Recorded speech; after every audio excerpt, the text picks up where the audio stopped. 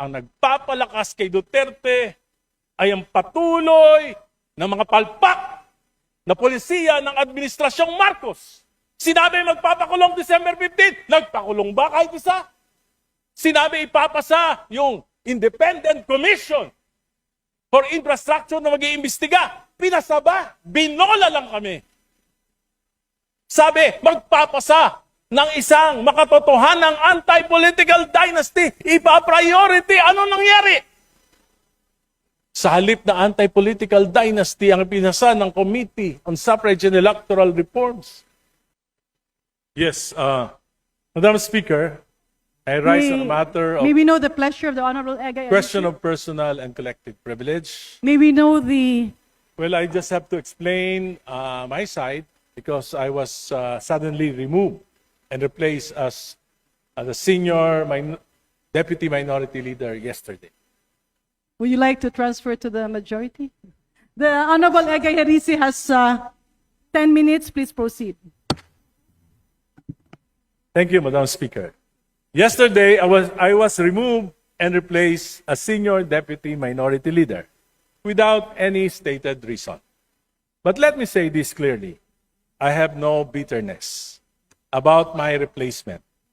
In fact, I am honored that I was replaced by a fellow liberal and a far stronger fighter for truth and justice, Congresswoman Laila De Lima.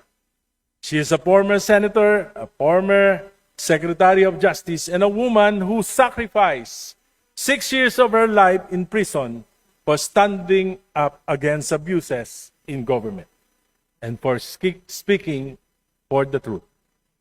If there is anyone more worthy to take my place, it is Congresswoman Laila De Lima. Papasalamat din po ako kay Minority Leader Nonoy Libanan. Alam ko po na nakatali ang kanyang mga kamay. Malaki na rin po ang kanyang sakripisyo sapagkat madalas siyang tinatawagan ni Majority Leader Sandro Marcos dahil sa aking tuloy-tuloy na kritisismo sa mga polisiya ng Administrasyong Marcos. Policies, ulitin ko po, policies, not personal attacks. Mr. Speaker, I believe that I have faithfully performed my duty as Senior Deputy Minority Leader. I have raised questions. I have spoken the truth. I have offered well-meaning criticisms in the interest of accountability. But it appears that this House leadership does not welcome criticisms.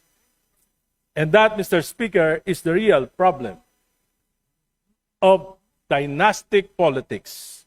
When the President of the Republic has a son serving as majority leader of this House, there is an unavoidable conflict of interest when a son becomes overly protective of his father instead of protecting the integrity of legislation. Some time ago, I spoke about the failure of President Marcos to protect the integrity of the 2023, 2024, and 2025 national budget. This Congress inserted and diverted some 1.45 trillion in the national budget. This is unprecedented in the history of our country. Defunding major foreign assisted projects and even the computer-generated maintenance allocations for our national highways. Kaya nagkasira-sira na po ang ating mga major highways. Funds from the PhilHealth and the PDIC were also diverted. Money that should have protected the health and savings of our people, only to end up in ghost projects or substandard infrastructure. And so I ask, why did President Marcos allow this? Why did his cabinet remain silent? How could such massive diversions happen under his watch?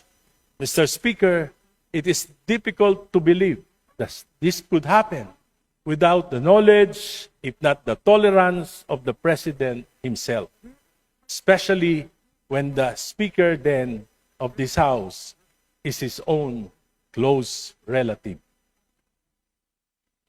hindi pa po ako tapos magsalita nang ako ay sunduin ni Minority Leader Congressman Libanan at dalhin sa opisina ni Majority Leader Sandro Marcos. Pagdating po namin, nandoon na rin si Speaker Bogie D. Nakaupo po ako, tahimik ako, sinita ako ni Congressman Marcos at tinanong, ano yun? I replied that the anti-political dynasty advocacy has long been one of my advocacies. Ngunit, sinabi niya, hindi yon. Inaatake mo ang aking ama. Ang sagot ko, ang kritisismo ay nakakatulong upang maituwid ang mga pagkakamali kung bukas ang isip ng mga nakikinig. Ngunit Mr. Speaker, bakit kailangan questionin ng isang miyembro ng kapulungang ito ang aking talumpati? Kung may mali, kung may kasinungalingan, bakit hindi ako debatihin dito mismo sa plenaryo? Sa aking pag-aaral, sa aking patuloy na pagtatanong, lalo kong nauunawaan kung gaano kalaking pandarambong sa pondo ng bayan ang naganap sa loob ng 3 taon ng Administrasyong Marcos. Lalo pa nang ipakita sa akin ni Congressman Leandro Libiste ang ilang datos na tila nagpapakita ng pamahalaan ay parang pinapatakbo ng isang sindikato. I intend to discuss this further in a separate privileged speech. Mr. Speaker, every day I pray to the Lord to give me the courage and wisdom of discernment on what I should do with the responsibility entrusted to me. Madali sana para sa akin ang manahimik. Madali sana para sa akin na sumabay na lamang sa agos upang masiguro na mas tahimik ang buhay at baka manalo pa uli ako sa eleksyon sa 2028. Madali sana para sa akin na itigil na ang laban na ito na maaring tawagin ng iba na recklessness at padalos-dalos. But there is a greater calling, something that I cannot ignore, no matter how inconvenient it may be for me and for my family. Something that I cannot close my eyes. Just like when the Lord called Abraham and said, "Go from your country and your father's home to the land that I will show you." And Abraham followed without hesitation. He followed the Lord. Even the uncertainty is unimaginable because he trusted that the Lord would guide him and that he was doing something for God and for his fellow men. For me, what I'm doing is a bit risky. But that would already be an honorable life to live despite all my weaknesses. 2 weeks ago, may isang gabinete ang kinausap ako. Sinabi sa akin, Egay, ang tingin ng Malacanang, Sara Duterte ka. Sabi ko po, nung panahon ng mga Duterte, ako po yung kauna-unahan na nagsalita laban sa war on drugs. Tinanggalan pa nga ako ang distrito ng aking pondo ng 1 taon.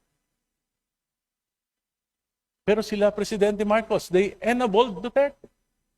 Si Speaker Romualdez, Majority Leader, he enabled the war on drugs. Yung mga kasama natin na nagpo-prosecute ngayon kay Duterte, they enabled war on drugs. Ako po, nakipaglaban. At hindi ko po nilalabanan ang dinastiya ng Marcos lamang. Nilalabanan ko rin ang dinastiya ng mga Duterte sapagkat alam ko na ang punot dulo ng korupsyon dito sa ating bansa ay ang pataba at ngayon mabubundat ng mga political dynasties. Sabi sa akin, Egay, yung mga salita mo nakakapagpalakas kay Sara Duterte. Sabi ko, mali yan. Secretary, ang nagpapalakas kay Duterte ay ang patuloy ng mga palpak na polisiya ng Administrasyong Marcos. Sinabi magpapakulong December 15, nagpakulong ba kahit isa? Sinabi ipapasa yung Independent Commission for Infrastructure na mag-iimbestiga. Pinasa ba? Binola lang kami.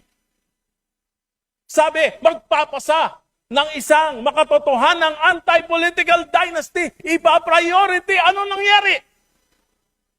Sa halip na anti-political dynasty ang pinasa ng Committee on Suffrage and Electoral Reforms, ito po ay pro-political dynasties. Hindi lang magpapataba, magpapabundat pa sa mga dinastiya dito sa ating bansa. Today, I bow out as Senior Deputy Minority Leader of this House. But I am even more emboldened to be a stronger voice against what is wrong with our system. I may no longer have the position. I may no longer have the committee membership. But I still have the knowledge. I still have the experience. And I have still the voice and commitment to stand against what is unjust, what is corrupt, and what is abusive. I am no longer Senior Deputy Minority Leader, but I will be the equalizer in this House. Thank you, Madam Speaker. Thank you, my colleagues, until my next privilege speech. Thank you. Mr. Speaker, Majority Leader. maraming Speaker, salamat, Mr. I move to Speaker. recognize the Honorable Deputy Speaker Janet Garin. Deputy Is my Speaker Janet, distinguished Deputy Deputy colleague- Speaker Janet Dillon is now recognized. He is my distinguished colleague and a very good friend during the Aquino administration, willing to yield to some questions.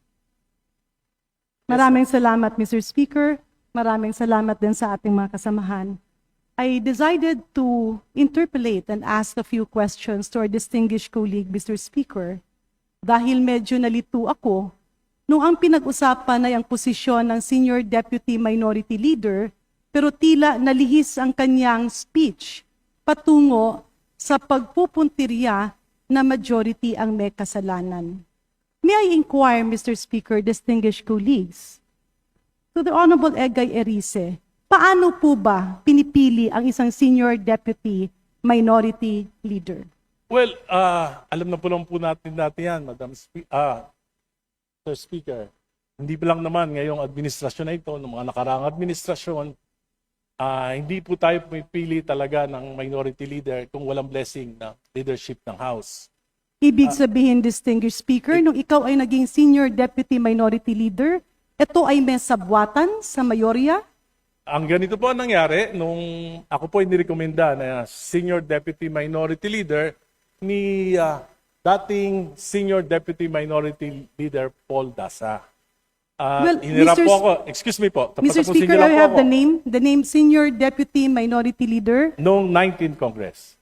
Well, Paul Mr. Dasa. Hindi, Paul nirekomenda Daza. niya po ako. Sabi niya, kakausapin niya si Minority Leader Nonoy Libanan upang ako ang kanyang maging kahalili. Ibig sabihin, Mr. Speaker, ang Hindi pa po ating ako tapos. kagalang-galang Hindi pa na po. kasamahan na si Honorable Patapusin niyo Egay muna ako, bakit niyo ako Erice ay tanungin? hindi pinili ng minorya? But, Because that is... kaya nga po, patapusin niyo ako para maikwento ko lahat. Pwede? Yeah, but can Kung I pwede lang ako. Kung pwede, pagkatapos pwede niyo akong can I tanungin. have a direct answer, Mr. Speaker? I am directly answering you. Yeah, Mr. But, Speaker, my question is Honorable- very simple. Napili ba siya ng isang former member of the House? Because that is very Nirekomenda unparliamentary. po. He's putting some words on my mouth. Honorable- Ang sinabi ko po, nirekomenda Session ko suspended. kay